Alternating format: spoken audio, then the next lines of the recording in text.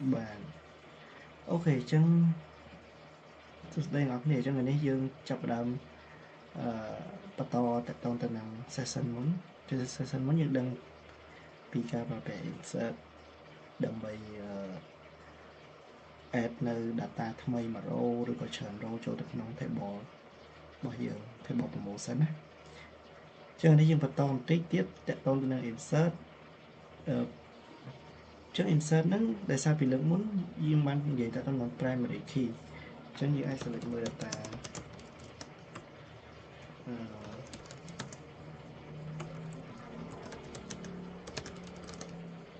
promotion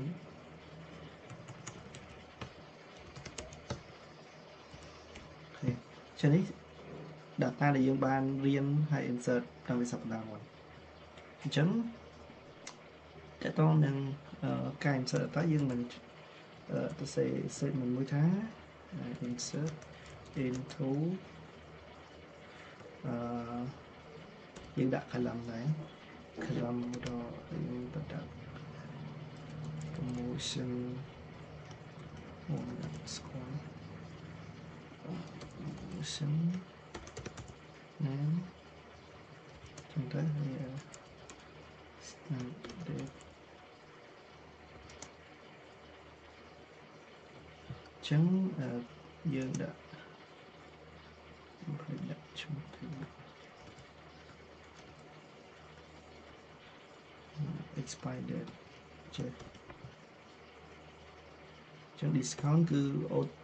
by default វាគឺបើយើងអត់បញ្ចូលគឺវានឹងដាក់លេខ0ឲ្យយើងចឹងយើង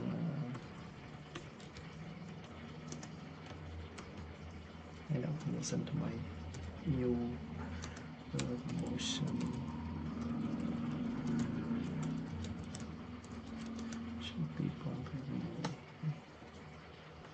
start date 2021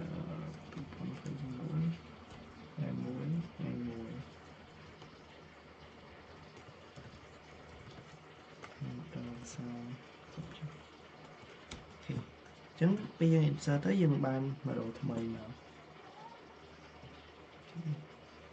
ចេញ select មើលនេះចឹង new promotion 2021 discount zone ទៅចឹងអ្វីខ្ញុំអត់តបាន panel នេះតកតងនឹងនេះអា promotion ID នេះភាសាវាជា primary key ដែលវានឹង automatic generate មានន័យថាវា automatic add មកលេខថ្មីឲ្យយើងរហូតណាបើយើងមិនចាំបាច់ insert វាចូលទេវាកាន់មួយលេខរហូតអញ្ចឹងពេល insert ម្ដងនេះជា11 insert លើក្រោយទៅជា12អញ្ចឹងណានេះសួរខ្ញុំថាចុះលោកគ្រូបើសិនខ្ញុំចង់ insert ពេលខ្ញុំ insert នេះខ្ញុំចង់ insert ចូលអា column ហ្នឹងបានអត់ព្រោះខ្ញុំចង់កំណត់ promotion ID មួយទៀតដែរពេលខ្ញុំដាក់ promotion ID លេខ13ចុះចឹងខ្ញុំកើតដាក់លេខ27នេះចឹងខ្ញុំជាមិនកំណត់ចេះតែ promotion ID លេខ13 promotion name new promotion 27ហើយនេះហើយ start date និង expire date ជាងរ៉ានមើលដែរអូខេអញ្ចឹងដោយសារតែ by default គឺ primary key ហ្នឹងគឺយើងអត់អាចធ្វើការ modify ឬក៏ insert វាបានទេឃើញយើងអាច insert value specific ណាមួយទៅក្នុង column ហ្នឹងបានទេដោយសារតែយើងបាន set វាជា primary key ហើយវាកើនម្ដងមួយវាកើនពីនេះចុងក្រោយបូកតមួយរហូតប៉ុន្តែបើសិនជាយើងចាំបាច់ត្រូវតែប្រើវាត្រូវបញ្ចូលវាគឺយើងមានវិធីគឺគេមាន HL គឺគេមានkeyword មួយឈ្មោះថា identity insert នេះចា identity insert ហ្នឹងគឺយើងត្រូវប្រើវានៅពេលដែលយើងចង់ insert primary ID មួយហ្នឹង primary key មួយហ្នឹងអញ្ចឹង by default គឺវា automatically set ទៅ off អញ្ចឹងពេលវា set ទៅ off ពេលមានន័យថាយើងអាចទៅ modify ឬក៏ insert value ចូលក្នុង column ហ្នឹងបានទេគឺ system វា automatic generate យើងបើសិនជាយើងចង់ insert ចូលយើងអាចធ្វើបានអញ្ចឹងក្នុងនេះគឺយើងគ្រាន់តែ say នៅពេលមុនយើងទៅ say insert នេះ យើងចាប់តាមប្រកាសពាក្យថា insert identity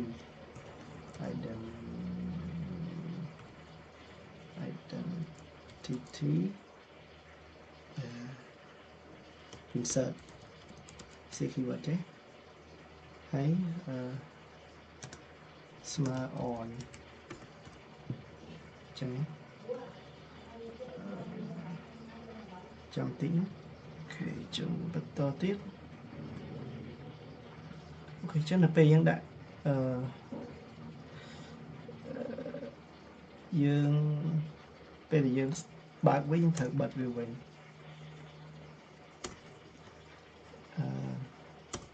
is on ហើយនឹង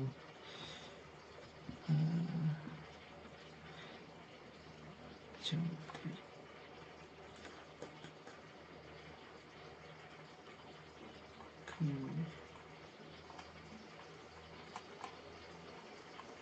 សិនតានេះ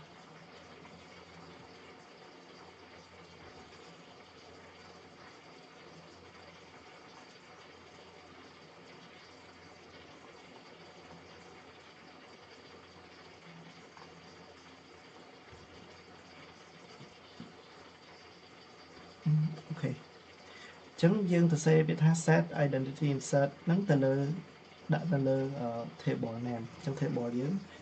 នេះយើងចង់បើកអាហ្នឹងយើងអាច insert ទៅលើអា column primary ហ្នឹងបានអូខេចឹងពេលយើងបើកវាហើយយើងបិទវាវិញមកចឹងណាអានេះ statement យើងចង់ insert ចឹងឥឡូវខ្ញុំដាក់លេខ14ចឹងឲ្យយើងមិញលេខចុងក្រោយវាមិញបានលេខ11ចឹង by default បើយើង insert មក row ថ្មីចូលវាប្រកាសជាកើនមួយលេខចឹងវាលេខ12ចឹងណាតែក្នុងនេះខ្ញុំចង់ insert លេខ14ចូលចឹងខ្ញុំទៅសេអាលើនេះមកដើម្បី enable វាហើយខ្ញុំដាក់លេខ14កន្លែងនេះចឹងយើងអូខេដើមចឹងយើងview មកនេះឃើញយើងអាច insert នឹងបានចឹងហ្នឹងរបៀបប្រើប្រាស់identity insert ដើម្បីអាចបញ្ចូលទិន្នន័យចូលទៅក្នុង column primary key អូខេចឹង insert ពីសប្តាហ៍មុនហើយជាមួយនេះមានប៉ុណ្ណឹងនេះខ្ញុំរំលឹកមេរៀនសប្តាហ៍មុនហើយអញ្ចឹងយើងចូលមកដល់សប្តាហ៍នេះគឺយើងនឹងរៀនទៅ insert ដែរប៉ុន្តែគឺយើងប្រើប្រាស់statement មួយឈ្មោះថា insert into select insert into select statement ហ្នឹងគឺប្រើសម្រាប់ add data ឬក៏ migrate data ឬក៏ copy data ពី table មួយទៅ table ថ្មីមួយទៀតពី table ដែលកំពុងតែមានស្រាប់ហ្នឹង copy data ពី table កំពុងមានស្រាប់ទៅកាន់ table ថ្មីមួយទៀតអូខេអញ្ចឹង syntax របស់វាគឺបែបនេះអញ្ចឹងយើង insert top expression percent អញ្ចឹងកន្លែងហ្នឹងឧទាហរណ៍ថាយើងចង់ insert ប៉ុន្មាន insert 10 top 10 row ដំបូងហ្នឹងអញ្ចឹង top 10ចេញ top 10មកឬក៏ insert 50% text ឯងយើងដាក់ insert top 50% អញ្ចឹងទៅអញ្ចឹងវាយើងយក row ទាំងអស់50% នៅដែលមានក្នុង table ហ្នឹងយកទៅដាក់ចូលទៅក្នុង table ថ្មីអញ្ចឹងដើម្បីដាក់ចូល table ថ្មីហ្នឹងគឺយើង keyword game បន្ទាប់ទៀត syntax គេគឺ into នេះយកមានន័យថាដាក់ចូលទៅ table ណា table ថ្មី target table អញ្ចឹង target table ហ្នឹងtable ថ្មីយើងបង្កើតវាសម្រាប់ដាក់ទិន្នន័យនឹងចូលដាក់ទិន្នន័យដែលយើងនឹង insert នឹងយកពី query នឹងក្រោមនេះណាអញ្ចឹងនៅក្នុង target table ហ្នឹងយើងអាចកំណត់ column បានដល់ target table យើងមាន3 column ចឹងតែចា query នេះគឺជាកន្លែងដែលយើងទាញយកទិន្នន័យពី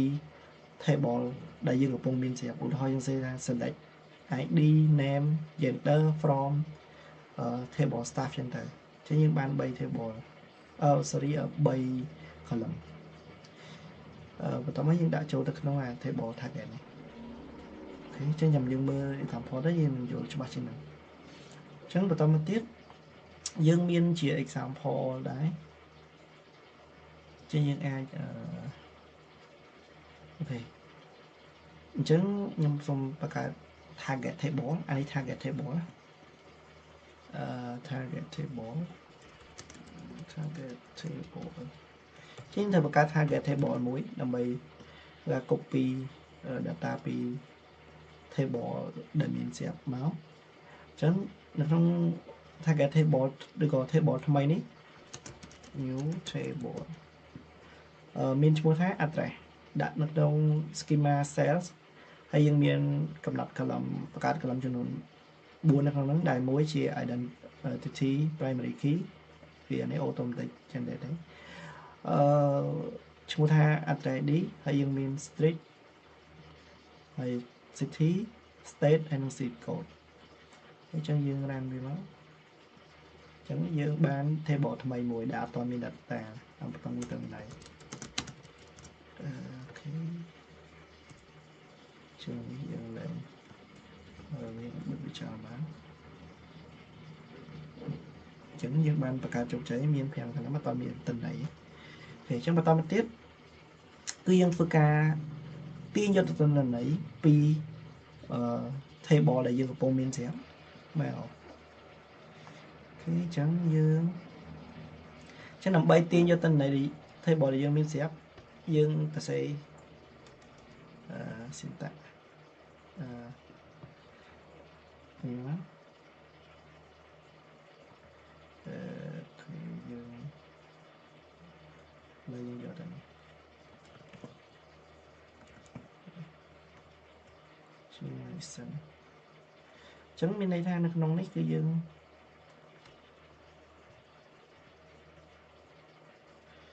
នៅក្នុងនេះយើងធ្វើការទាញទិន្នន័យពី table customer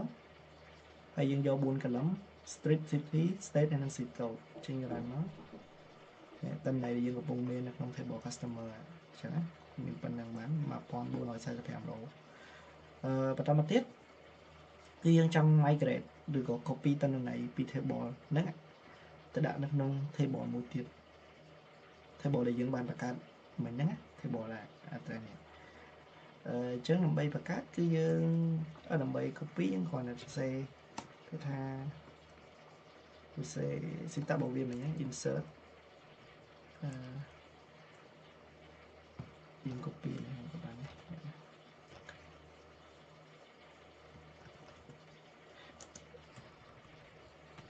យើងសរសេរថា insert into ហើយអា table ថ្មីក៏ target table យើងបង្កើតហ្នឹងហើយយើងដាក់ column list មកខ្ញុំបង្កើតមិញមាន4នេះអញ្ចឹងនេះមិនបាច់ទេវា auto ទៅបង្កើតឲ្យយើងអញ្ចឹងយើងនឹងធ្វើការ insert ចូលទៅក្នុង table នេះ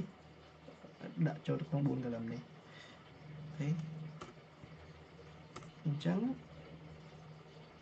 ប៉ុណ្្នឹងមកហើយអានេះអា query ដែលយើង show result មិញអញ្ចឹងឡើងមកអញ្ចឹង 1400 row ត្រូវបាន insert ចូលទៅក្នុង table address នេះ insert ពី source វាគឺ table customer ជាយើង view table address នោះមាន data នៅអូខេអញ្ចឹង data នឹងចូល1445ចឹងអាហ្នឹងរបៀប copy data ឬក៏ migrate data ពី table មួយទៅកាន់ table មួយទៀតដោយប្រើប្រាស់ select statement អញ្ចឹងយើងមកមើលអាធ្វើនេះគឺដូចគ្នា result វាដូចគ្នានេះ result វាតែមួយទេអញ្ចឹងមួយទៀតយើងក៏អាចប្រើ where នៅក្នុង select statement នេះដែរយើងអាចឥឡូវមុនយើងប្រើ where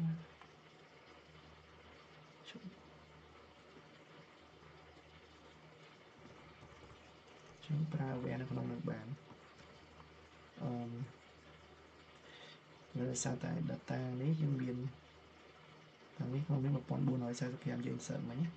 ចឹងខ្ញុំចង់លុបទិន្នន័យនឹងចោលសិន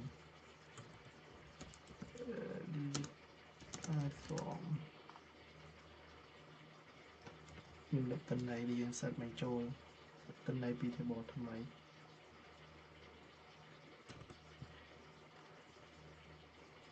អូខ cho em lục cháo em dùng bằng tiền nó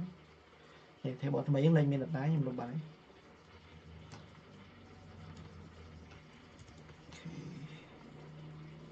thì cho nhung ai phờ về bán cho nên đấy nhung trong Minecraft được copy theo bộ pi customer do tại specific value number đó là do cái solution thì cho nhung do tại state state smart ca hay ăn bài do đặc pi đi bạn bảy where zip code in bảy value này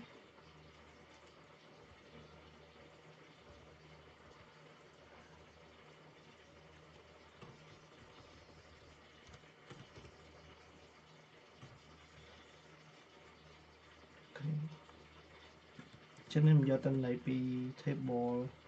customer này hay do tại zip code customer nó để mình zip code không bảy này nhưng dương select người data nó sẵn một mình sẽ ok chân miền mà pay một mỗi customer này chân pay một customer ok chân dương phương ca đã vi châu tập nói table insert này chân như là statement chung với mình statement insert into đi phần này chân như là mình tự nó thì mà pay một mỗi đó bạn insert cho table address này mình dùng mất này chân table address cứ pay một mỗi đó pay một mỗi đó thì chân dương ấn lượt đặt where nó không nè thì anh ta sẽ nè cho anh ấy các bạn này không cái này query anh ấy mà đóng đến hai block query sẽ đây chẳng này tại make số tha result return nó cứ mạch result return này chúng luôn column buôn vì select này cứ buôn column hay nó không target table như này cứ miếng dương cầm đặt buôn column này chứ mình hay dương return vì query này tức phèm một column được về đã cho anh ấy buôn column r anh ấy mình tập buồn này ok chân ok chân một bạn này cái chân bật to một tiếp cứ dương add per top nó không được bàn chân mà nâng per top dương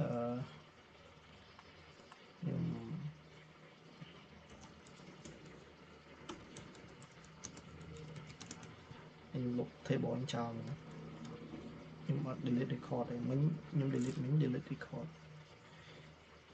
đấy chứ lục mất thấy bọn nó ấy lục thấy bọn nó trên pin là bài mà mình tục trong dương lục đi hỏi trong dương bắt đầu một tiếp dương trong pra nó này khi dương anh phải top bán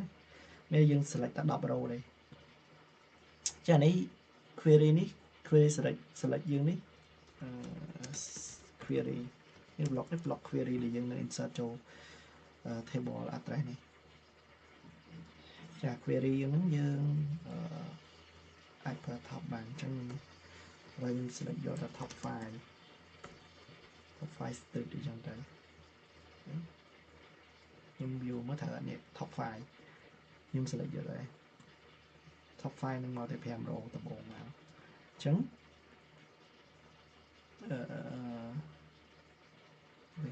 chứ đã top cái này đi mà chứ select top file cái này nhé chấm nó không biết cái nhưng ai insert the top file cho đây là thôi là nhưng mình đọc rồi query nhé mình đọc rồi nhưng limit cho ta đọc rồi chẳng bây giờ mình set lại ní nhưng mà đã giờ tập làm rồi nhưng mà hợp biệt top bàn insert top file tới này ok chúng ta đã bổ cho error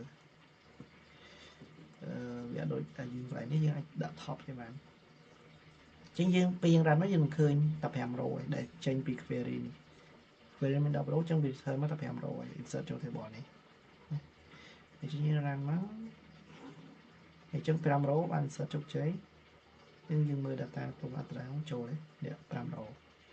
អូខេចឹងយើងអានេះប្រើប្រាស់ top យើង select top ប្រហែលដើម្បី insert data ពី query ចូលទៅក្នុង address ហ្នឹងទៅហើយមួយទៀតយើងក៏អាច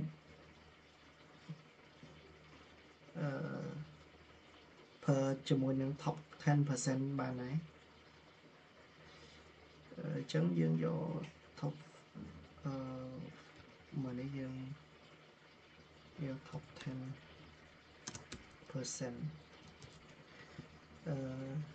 យក top 5%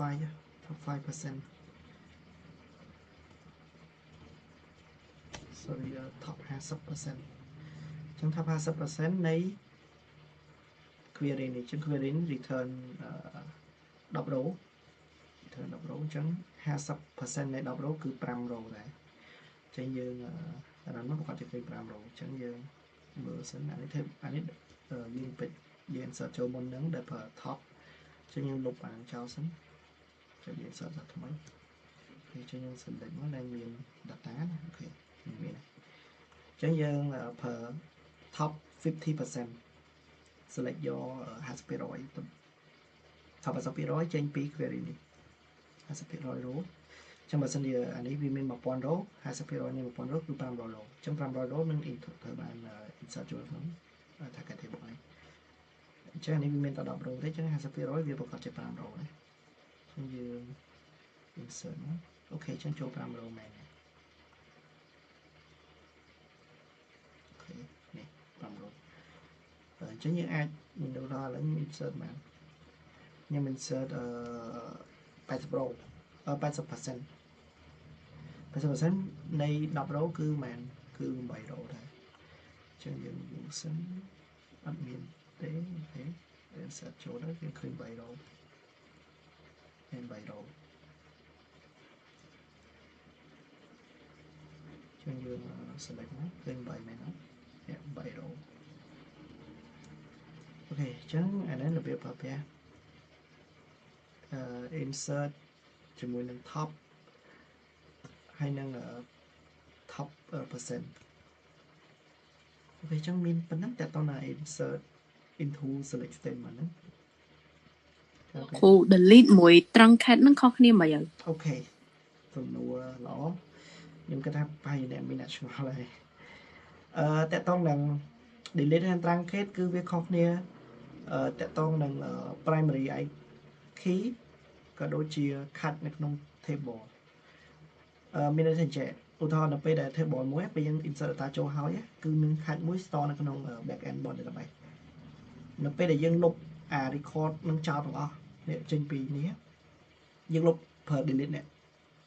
យើងលុបចេញទៅមែនប៉ុន្តែអា record ហ្នឹងយើងអាច roll back មកវិញបានគេមានquery មាន SQL មាន function មានអីទៅផ្សេងមកដើម្បីទាញយកតន្ន័យហ្នឹងយកមកវិញបានមាន backup restore ឡើងវិញបានណាហើយមួយទៀតគឺ meta data របស់វាសំដៅ meta គឺអានេះអា primary key របស់វានេះគឺវាremember វាក្នុង database គឺវានៅចងចាំថាតើអា let test primary ID ហ្នឹងដល់លេខប៉ុន្មានហើយឥឡូវដល់លេខ8ទៅហើយអញ្ចឹងដល់ពេលខ្ញុំ insert 8 row ទៀតវាប្រកាសជាចាប់ផ្ដើមពីលេខប៉ុន្មានពីលេខ9ដល់លេខ16ទៅហើយ16អញ្ចឹងទោះបីជាលុបអាហ្នឹងចោលក៏ដោយលុបអា8 row ចោលក៏ដោយក៏វាក៏អា primary ID វានឹងវានឹងនេះ ID ហ្នឹងវានឹង start ពីលេខបន្ទាប់ពីលេខ8គឺលេខ9ទៅហ្មងបាទអញ្ចឹងទី1គឺប្រើយើងប្រើ delete នៅពេលដែលយើងប្រើ delete ដើម្បីយើងចង់ backup យើងចង់ restore data ហ្នឹងមកវិញបានទី2គឺយើងចង់ retain នៅយើងចង់ទុករក្សាទុកនៅអា primary ID វាហ្នឹងថាវា start ពីលេខប្រមាណហើយចុងក្រោយលេខប្រមាណហើយពេលយើង insert ថ្មីទៅយើងបានអា ID ចុងក្រោយហ្នឹងមកវិញអញ្ចឹងណាប៉ុន្តែខុសពី truncated ខុសគ្នានៅពេលដែល truncated គឺយើងលុប everything ចោលចេញពី database ហ្នឹង ចឹងអា data ដែល store ក្នុង database តែយើង truncate ហើយគឺវាទៅទាំងអស់គឺយើងអត់អាច roll back មកវិញហើយយើងអា ID គឺវា reset ពីលេខ1ពីលេខ1មកដើមវិញមកចឹងណាចឹងឥឡូវអាចចេះអាចដល់មើលមួយវាចេះឥឡូវយើងតាមប៉ុណ្នេះទៅនេះ1ដល់8យើងមាន8 row ហ្នឹងណាអូខេអញ្ចឹងបើសិនខ្ញុំ delete អូខេបាត់ហើយអញ្ចឹងមើលបាត់មែននេះឃើញបាត់ហើយអូខេអញ្ចឹងបន្តមកខ្ញុំinsert 8 row ថ្មីចូលអញ្ចឹងអ្នកនរគ្នាគិតថាអា try ID នេះ start ពីលេខម៉ានវាប្រកាសជា start ពីលេខ9ទៅហើយពួកអីមិញលេខចុងក្រោយគឺលេខ8ជាងរានមក8 row ថ្មីបាន insert ជាងមើលមកនេះឃើញ start ពីលេខ9នេះដល់លេខ16នេះហើយយើងអាច roll back វាវិញបានលោកគ្រូមួយទៀតអាក្រោយអា bracket number នៅក្នុង bracket នៅកន្លែង varchar ណាហ្នឹងសំដៅលើ number of row មែនពេលយើង add table ហ្នឹងកន្លែងណាសំដងទៀតកន្លែងខាងលើនេះមាន zip code varchar មាន5 state មាន25អីចឹងអូចង់សួរថាអាហ្នឹងអីគេមែនអា number ហ្នឹងវាសំដៅលើ row quantity ឬក៏វាសំដៅលើអីគេអូខេអាហ្នឹងកាលពី session មុនខ្ញុំបញ្យល់ក្បោះក្បាយដែរមួយដែរអញ្ចឹងតែប្រហែលជាគ្នាយើងភ្លេចអញ្ចឹងអាច repeat ឡើងវិញម្ដងទៀតអញ្ចឹងតកតងនឹងអាហ្នឹងនៅពេលដែលយើងបង្កើត table មួយយើងត្រូវមាន column នៅក្នុងហ្នឹងចា column មួយហ្នឹងយើងបង្កើតគឺយើងត្រូវការកំណត់នៅ data type ឲ្យវាឧទាហរណ៍នេះ string នេះ data type វាជាអីគេ varchar ហ្នឹង in term of coding មានន័យថា coding ហ្នឹងគឺសម្រាប់តែ language SQL language ទេអញ្ចឹងចា SQL language varchar ហ្នឹងមានន័យថា text ឬក៏អក្សរអញ្ចឹងន័យថា column មួយហ្នឹងគឺយើងកំណត់ថាវាត្រូវតែ store ជាអក្សរ store អក្សរ varchar ណាអញ្ចឹង store ជាអក្សរមិនយើងពាក្យសាមញ្ញយើងហៅ letter អញ្ចឹងទៅឬក៏ string ឬក៏ text អីចឹងទៅប៉ុន្តែនៅក្នុង SQL គឺវាអត់ស្គាល់អាពាក្យហ្នឹងទេគឺវាស្គាល់ពាក្យថា varchar អូខេហើយលេខ225នេះមានន័យថាចំនួន character ឧទាហរណ៍មក column នេះយើងចង់កំណត់ថាអាច store បានប្រមាណចំនួន character ចំនួនតួអក្សរអញ្ចឹងយើងត្រូវកំណត់អាហ្នឹងអញ្ចឹងជាទូទៅដូច zip code អីហ្នឹងវាអត់ដែលមានលើសពី5ដែរពេលដែលគេបង្កើតមកយើងអ្នកបង្កើតយើងត្រូវគិតមុនថាអាហ្នឹងវាអាចធំបំផុតឬក៏វាអាចច្រើនបំផុតប្រហែលខ្ទង់អញ្ចឹង zip code ហ្នឹងជាទូទៅវា5ខ្ទង់ហើយវាអស់ធំហើយអញ្ចឹងយើងអាចកំណត់វាលេខ5អញ្ចឹងទៅចានេះ state នេះគឺកំណត់25ទៅសួរថាចុះបើសិនជាថ្ងៃក្រោយដោយអា city សំដៅអា street នេះចុះstreet នេះបើសិនជាវាលើសពី225ថាវាមានអីកើតឡើងវា insert data ហ្នឹង insert ចូលអត់ data ហ្នឹងអត់ insert អត់ចូលទេនៅពេលដែលចំនួនdata ន័យដែលយើង insert ចូលហ្នឹងលើសពី225ហើយសួរថាធ្វើម៉េចអញ្ចឹងដល់ពេលដែលវាលើសអាហ្នឹងយើងអាច increase វាបានយើងអាចទៅ modify លើ data type character ហ្នឹងនៅលើ column ហ្នឹងបានយើងអាចដាក់បាន300អញ្ចឹងទៅចុះបើសិនជាប្រភេទ data ហ្នឹងជា number យើងដាក់មិនវិញទៅ number យើងប្រើ int ឬក៏ float int ហ្នឹងមានន័យថាលេខគត់លេខ1លេខ2លេខ3ដែលអត់មានក្បៀសអាហ្នឹង integer អាហ្នឹងយើងនឹងទៅ detail នៅក្នុងនេ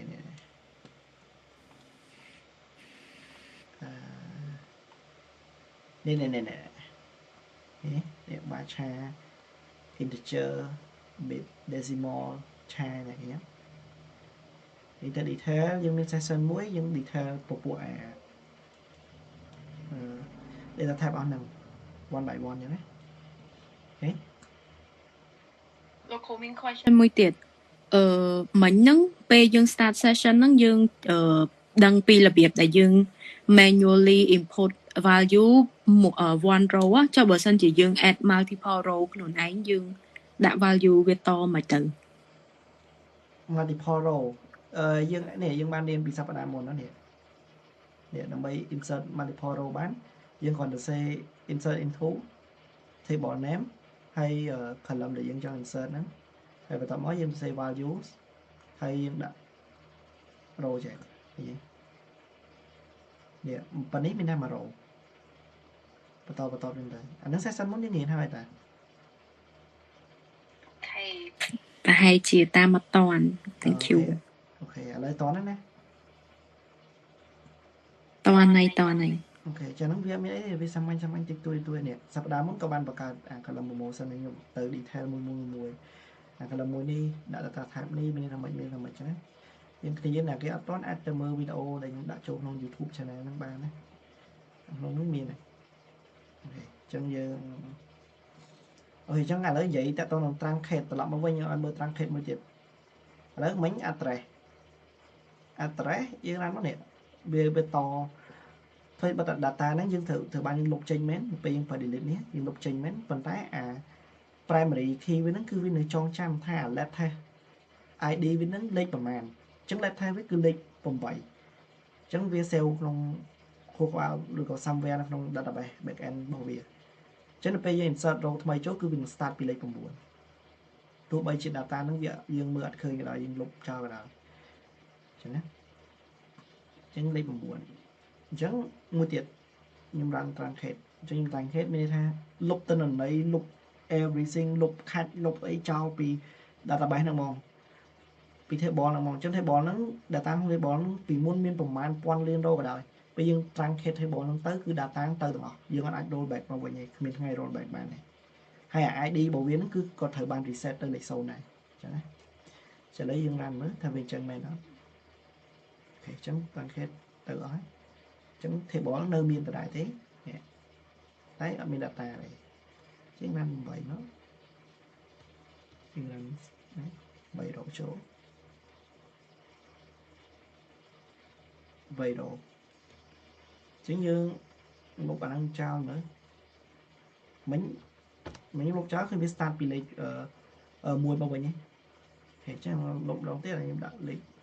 ដាក់5រកអញ្ចឹងលេខមិញ1ដល់8លេខចុងក្រោយ8វាគួរតែ9បើយើងប្រើ delete ណាតែពេលយើងប្រើ truncate គឺវាទៅអស់ហើយវា reset ចោលអស់ហើយអញ្ចឹងចូលអញ្ចឹងយើងបានមើលមកនេះសាពីលេខ1គ្នាអូខេអញ្ចឹងអា truncate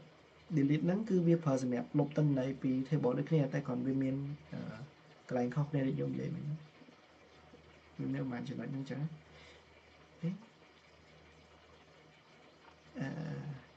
អញ្ចឹងយើងតទៀតគ្រូសុំសួរមួយបាទសួរtruncate លុបអានេះលុប table នៅ column ថែtruncate ហ្នឹងលុប table គ្រាន់តែវាលុប data បាទមិនលុប table ទេថាបើលុប table ឬក៏ rename ឬក៏យើងបង្កើត table ខុសអីយើងចង់លុបវាបង្កើតតែនេះចង់លុប table ចោលមែនទេបាទលុប table ចោលដូចជាយើងមក manual នៅកន្លែងនេះ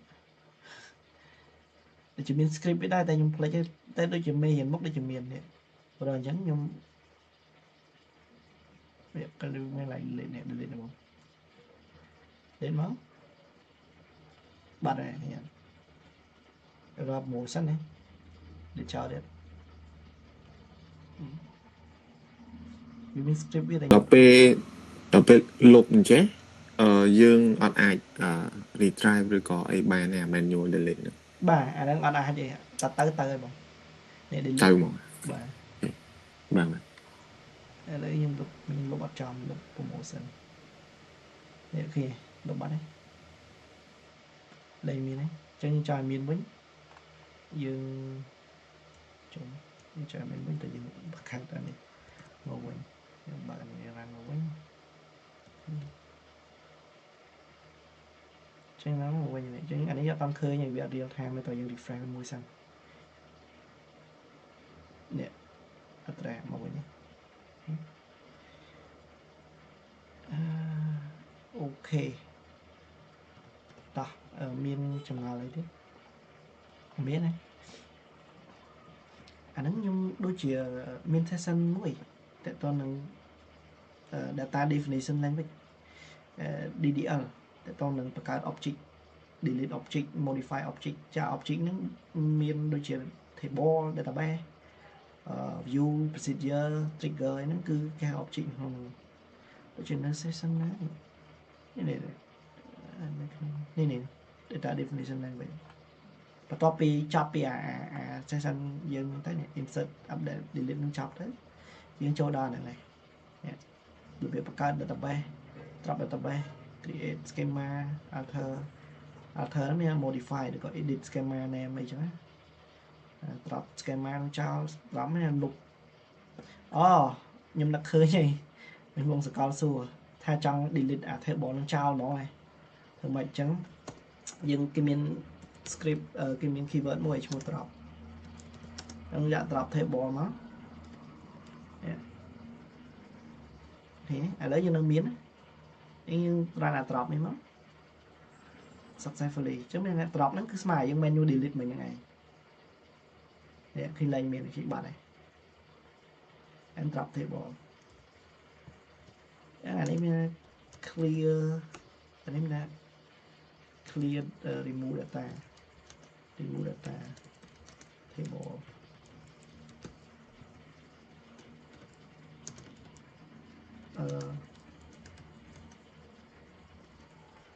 roll back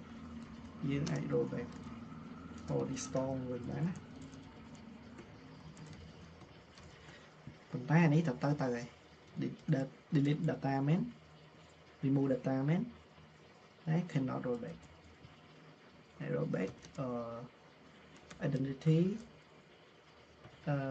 primary identity primary key is increase every time អានេះ increase រហូតដល់យើង insert អាថ្មីចូលតែអានេះ is reset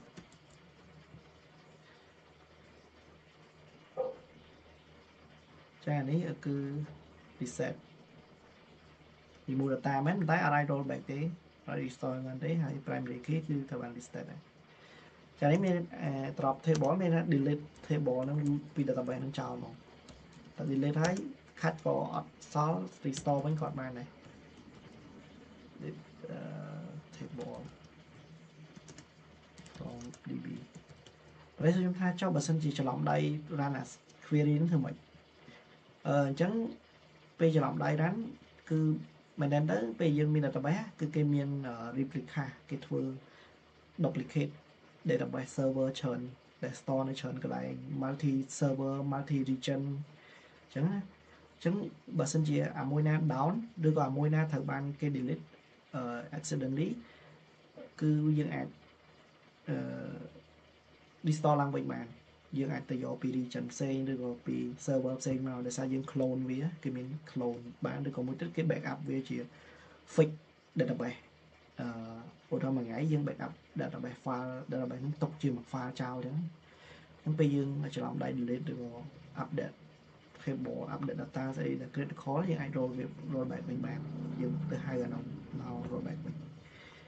ចាតែដល់ roll back ហ្នឹងខ្ញុំមានតែ session ធ្វើ restore data roll back backup អីហ្នឹងនៅខាងក្រោយៗនេះក្នុង advanced ដូចជានៅក្នុង TDE នេះអញ្ចឹងយើងតទៀតតែនេះហេតុថាចូលដល់ session មកបាននេះបាទត្រូវរៀននេះអត់តរៀនដល់ទេអញ្ចឹង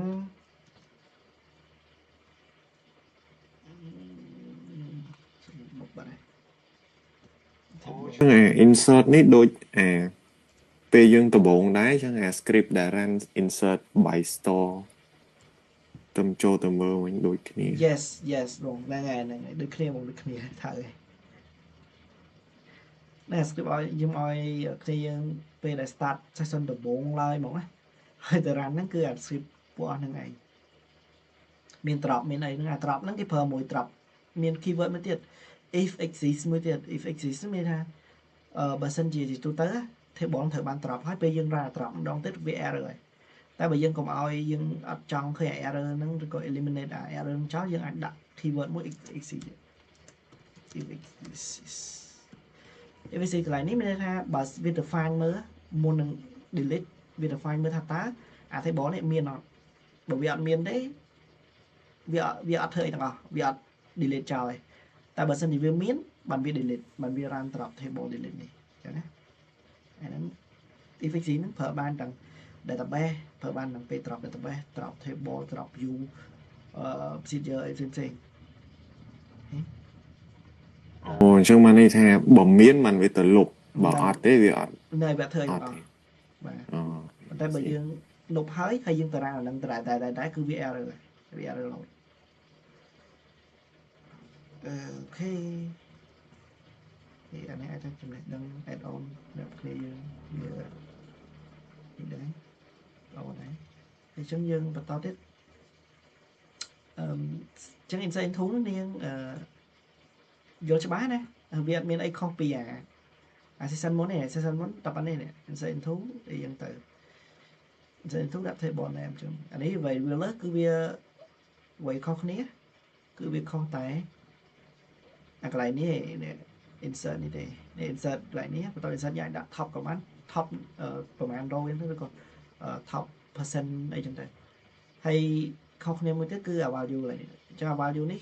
យើង insert អា hard script នេះឬក៏ manually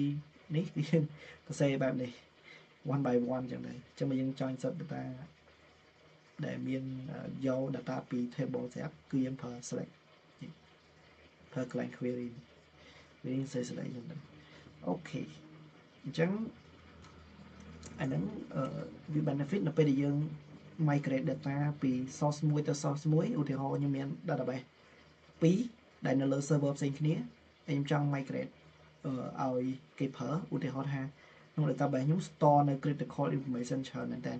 ហើយថាតកតងនឹងពាក់កាយបុគ្គលិកហើយតកតងនឹងទិន្នន័យនៃការលក់អញ្ចឹងណាអញ្ចឹងមួយទៀតខ្ញុំមាន store ទិន្នន័យតកតងទៅនឹង customer information អញ្ចឹងខ្ញុំមាន team មួយគាត់ខាង audit គាត់ចង់បានទិន្នន័យតែ customer ទេអញ្ចឹងដើម្បីឲ្យគាត់ access ទៅកាន់ table customer បានខ្ញុំអត់អាចឲ្យគាត់ access មកកាន់ table ខ្ញុំបានទេខ្ញុំត្រូវ pull data ឬក៏migrate data ពី table customer នៃ database របស់ខ្ញុំហ្នឹងទៅឲ្យ table ឬក៏ database របស់ audit អញ្ចឹងណាចឹងដើម្បី move នឹងទៅបានគឺយើងត្រូវប្រើនេះ insert នឹងឯងអូខេចឹងនឹង benefit ពេលយើង move data source ពី one system ឬក៏ one database to another database ឬក៏ another server អូខេចឹងយើងបន្តមកទៀតចឹងនេះតនេះម្ដងនេះចឹងបន្តមកយើងចូលមក update ប៉ុន្តែមុនចូល update ខ្ញុំមាន tip មួយទៀតចែកជូនដល់អ្នកគ្នាដែលក្នុងមេរៀនអត់មានទេអានឹងជា experience ទេតើតើណាការ migrate data ពី table ដែលមានស្រាប់ទៅកាន់ table ថ្មីហ្នឹងគឺយើងមាន trick មាន tip មួយទៀតអញ្ចឹងឥឡូវ currently នេះយើងបានរៀននេះគឺយើងដើម្បី migrate data ពី existing source អានេះថា existing source ចុះ data យើងមានកំពុងតែមានស្រាប់ចូលទៅក្នុង table ថ្មីប៉ុន្តែដើម្បី move អា data នេះពី table ឬក៏ existing source នេះចូលទៅក្នុងអា table ឬក៏ target table ថ្មីនេះយើងត្រូវតែបង្កើតអានេះមុនមិនអញ្ចឹងទេបង្កើត table នេះដល់ប្រើ script នេះមុនឲ្យមាន table ហ្នឹងសិនទើបយើងអាច insert ទិន្នន័យចូលបានហើយអត់ចឹងយើងត្រូវបង្កើតអាហ្នឹងមុនបង្កើត table អីណា column define 4-5 column ហ្នឹងទៅចុះបើសិនជាខ្ញុំអត់ចង់បង្កើតអានេះទេខ្ញុំចង់ run អាប្រព័ន្ធនេះមកដាក់ចូល table ថ្មីហ្មងខ្ញុំធ្វើម៉េចបើគ្នាយើងមានអ្នកធ្លាប់មើលបងប្អូនដែលរៀនឆ្នាំទី4នេះ IT ឆ្នាំទី4ដឹងថាត្រូវធ្វើម៉េច insert data ពីនេះពីអា query របស់យើងនេះដាក់ចូលទៅក្នុង table ថ្មីមួយដោយមិនចាំបាច់បង្កើតtable ថ្មីនឹងមុនទេ insert ព្រាមចូលព្រាមហ្មង mình đã đăng ấy. Thì chặt độc tha admin chắc đấy chứ nhưng ai xe nào thì bán chứ nó bay thơ biết thì họ ở đấy là cái dân biên này chứng em cho query rồi ní chứng xin tạo bộ viết cứ select xin tạo bây giờ xin tạo chấm select cái from table existing table đó nhé table là dùng miền dẻo chẳng là mình insert trước là mình sẽ biết là insert sẽ làm insert into select cái chẳng dân anh ấy cứ dân select tên này tổng óc bị table là dùng có bóng miền thời án hãy dân trong đạo về cho được không table mấy đòi 300 bạc cái column bạc cái table em ấy hao bỏ trong bài thời ca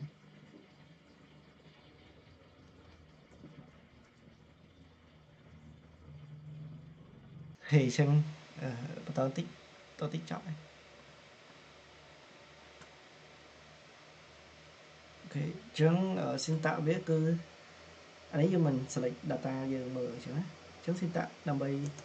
cho ta không source thay được table mấy giờ mình sẽ cái tạo cái info table new table or source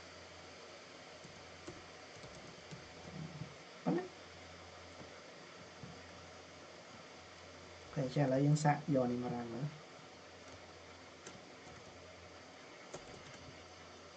giờ này dân làm nó mình trên được gặp này đọc rồi thế trong đã cho thêm bỏ mùi trong một tháng cell address main cell address đã thang cell trên sẽ into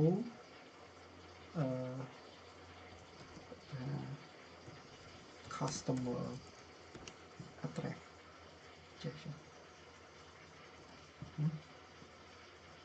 chả thế bỏ này thế bỏ mấy anh nhau âm ăn bạc cá đó nè họ miền từ đặt column bạc cá column cá đây link ra được phần nó là ra nó cho nó muốn rắn nhưng select mới sang mix số thang vẽ toàn miền mọi cái nó khổ cho này select cái from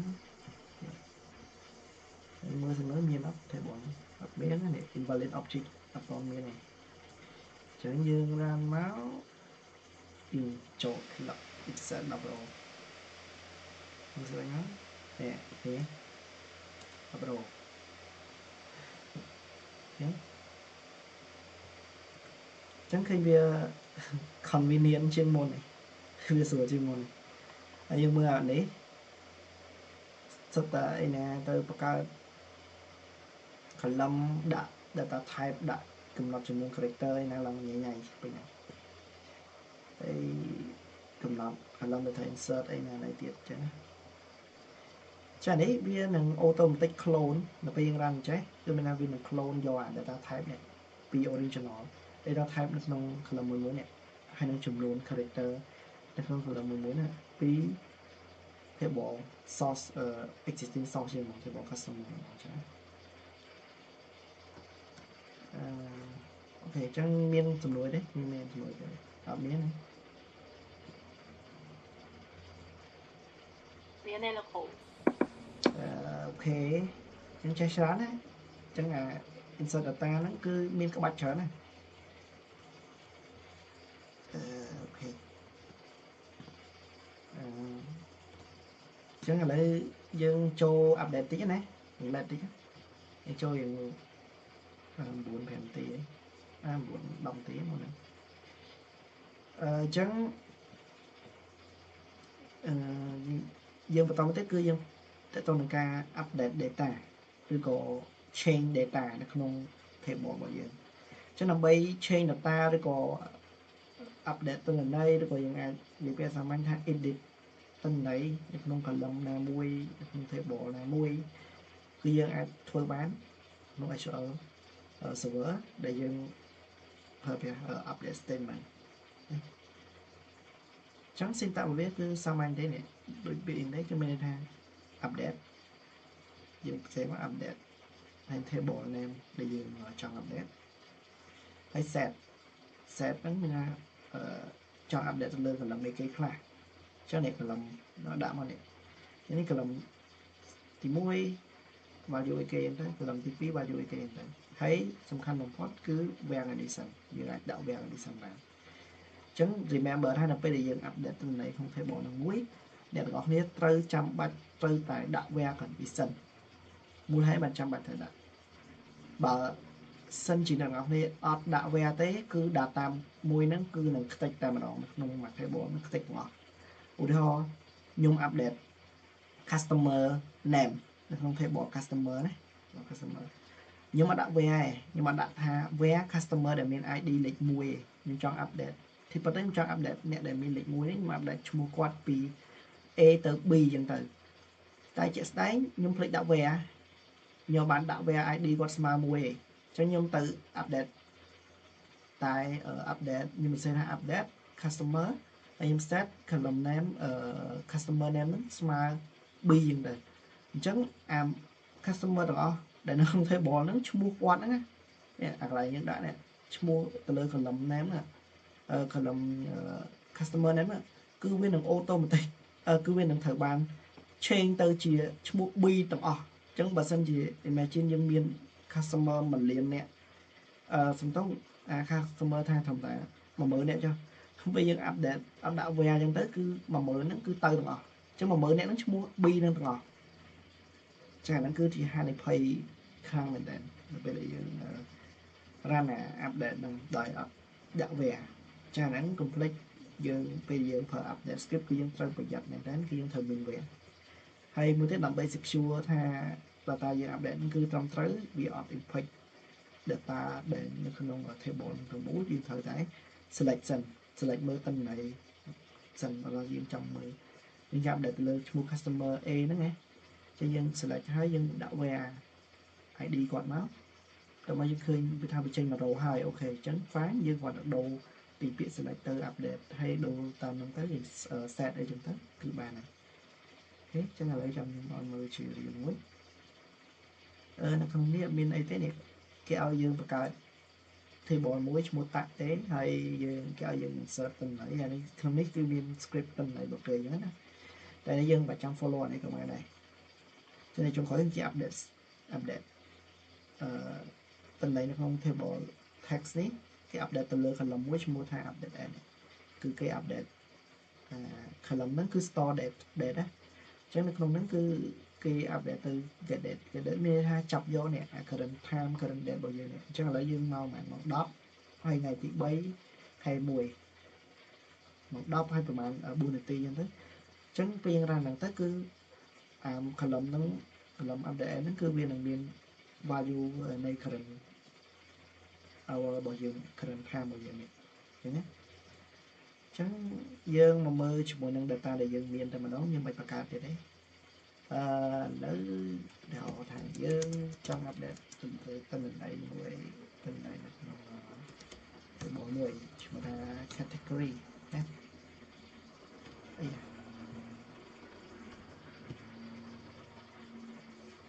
ចឹង category នេះខ្ញុំចង់ update នេះ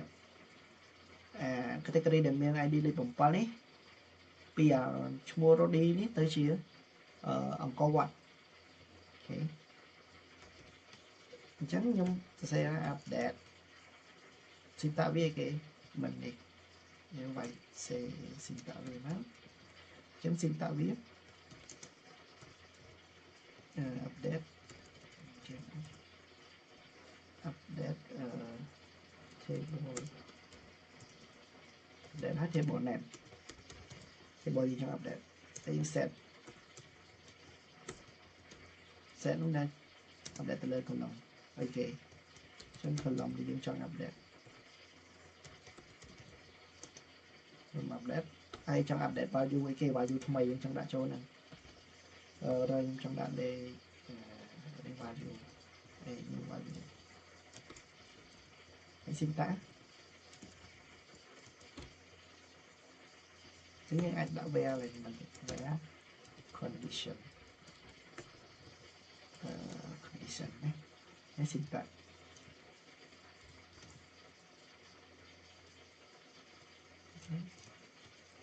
chứ những trong update tuần này nó không thể bỏ category ID này trong giờ sẽ update table này mình đã cho nó insert category name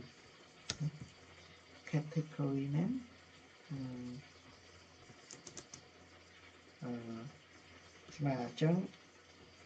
ở đây vì đâu đi tới chia cái phần co quạt cho mình đặt phần co quạt chẳng bên nhung ran bên đấy bên này cạn là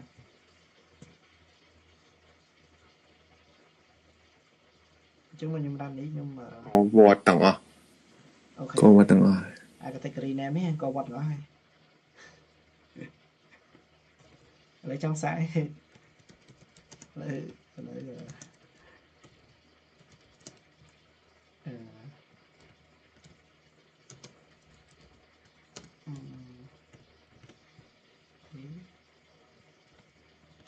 gọi thôi nè nhiều đây chưa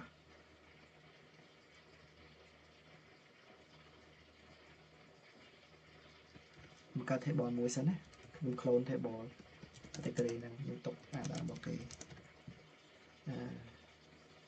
nó sẽ đi nào category này ok chân những bài này mọi ấy chấn những update tầng lò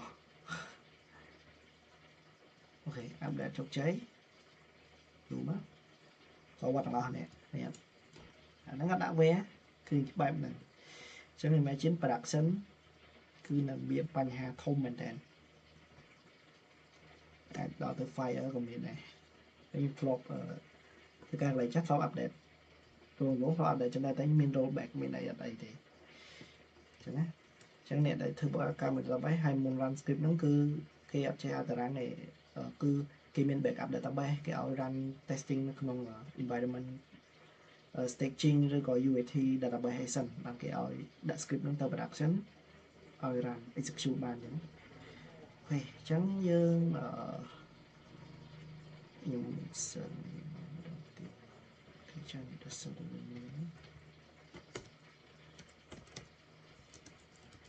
រប់មួយសិនសិនមកទៀត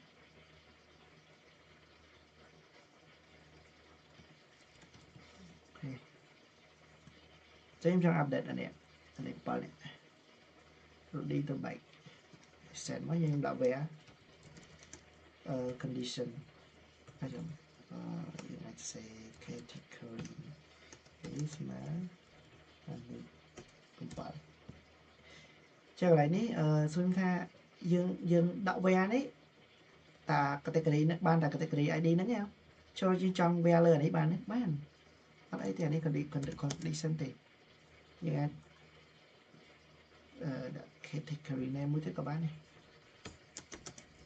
អញ្ចឹងអានឹង secure ដែរនៅពេលយើងដាក់ condition កាន់តែច្រើនគឺវាមិន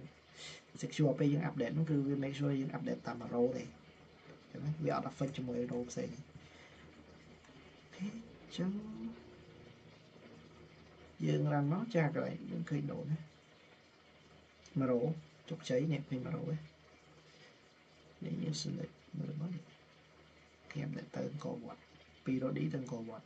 អូខេអញ្ចឹងពីខ្ញុំទៅវិញដើម្បី secure ក្នុងការ update ទិន្នន័យក្នុង table ហ្នឹងបើសិនយើងអត់ច្បាស់base practice គឺយើងត្រូវចេះសិនមុននេះ update អូខេយើង select ផ្កាយ from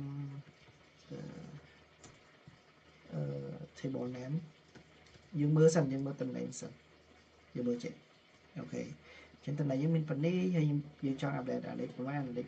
đồ lên 7 lên 7 đi đậm 7 nó bắt đầu dương thà nó 7 cục khó này vì ai đang miền rô xây miền category ID 7 chứ này đã category này một đến nó right store chứ rắn nó tha make sure là dương pin view mất cứ ba là mà rồi view mất là mà rồi kì chứ mà rồi hết dương các đại tha ok chứ mà dương ba mà rồi nó pin update kia update lên mà rồi đấy chứ dương còn tại đồ cái này nè select from ấy nó rồi tự update đấy. Rồi bây giờ time mà chua được set category name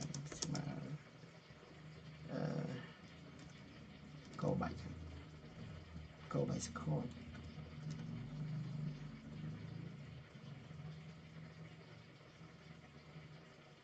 ok đi bảy update chụp chạy đi ba bên ok chẳng cả tao nắng ca update ca bảo vệ update xem bắn cứ miền phân hay nào thấy miền xìm nồi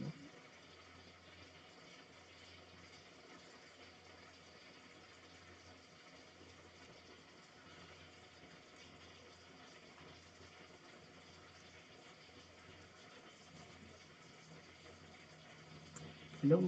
con biết này ok phải cả một tiết bờ sân dĩa kia dưới trong update multiple column rồi đây họ lại ní nhưng update từ lời column thì người cho update multiple column được update multiple column nhưng đã có bia mà đây mình sẽ xin tặng cái miền này xin tặng một này nhưng đã có bia máu hay đã column thay mà column nhưng cho update vào đó rồi để nhập update category ID mà để làm lấy mũi thì mà để làm lấy coi đấy lên bởi đấy nè ông cô bảy sức khó đấy cho nên viên mình lên như là mình cho nên đã mũi giờ update thằng này chấm trên update category lấy cùng bảy đấy từ lấy cùng mũi chân là nhân đặt đổ đi mùi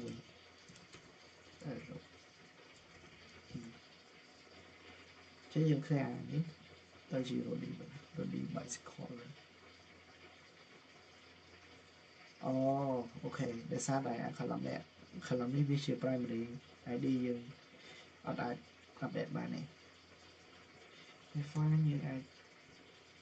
rồi là được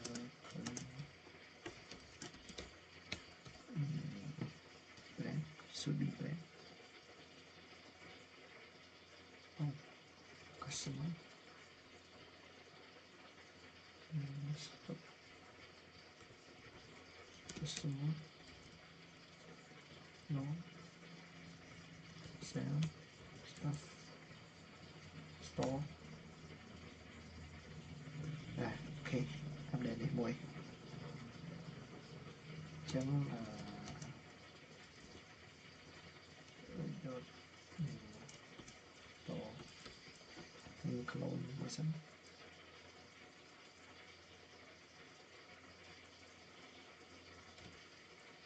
dương update multiple là đây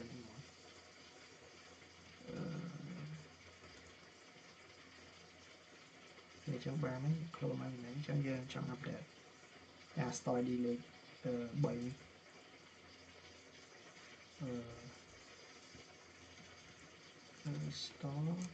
store ID smart boy nhé ok chơi ba rồi này chúng cho update là state đi chấm update lấy đồ một update cho update từ pi multiple column cho update từ từ mỗi ở phone trong phone ní mà update pi ở vào ní từ lịch xem trong lịch xem này là số lượng pi số lượng pi cho nên bây giờ thích như thế đặt single quote double single quote second 1 2 3 4 5 6ណាតែក្រុមទៀត city city អូខេ city ដាក់ភ្នំពេញមួយទៀតដាក់state នឹងដាក់ថា PP ខ្ញុំអាប់ដេត3 column នេះ phone city state អាប់ដេតលើ store ទី3ហ្នឹងណាជោគជ័យហ្វិចមួយចឹងយើងមើលមកថាវាបានអាប់ដេតមែនចឹង